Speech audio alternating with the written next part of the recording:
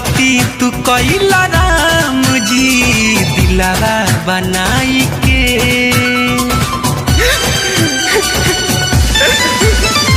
गलती तू कइला राम जी दिलावा बनाई के।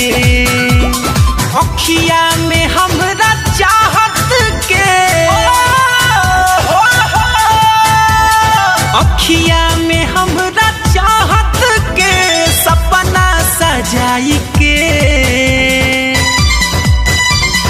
गलती तू कइला राम जी दिलावा बनाई के। गलती तू कइला राम जी दिलावा बनाई के।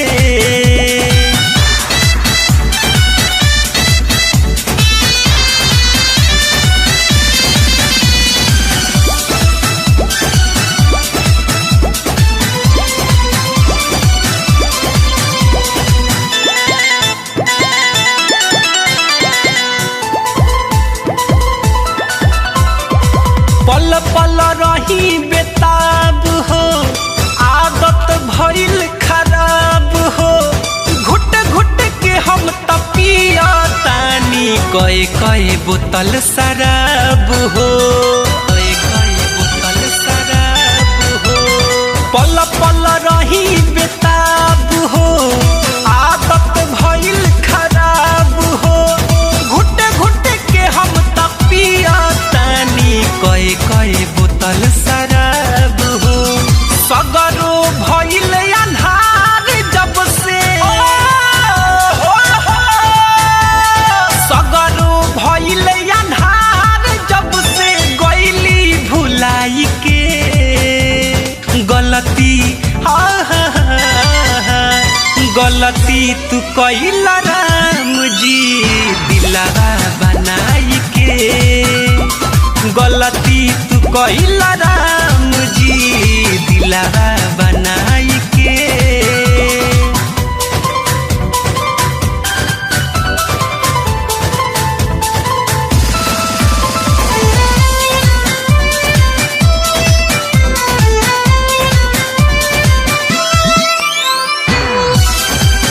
आप सुन रहे हैं अमित पटेल की आवाज में।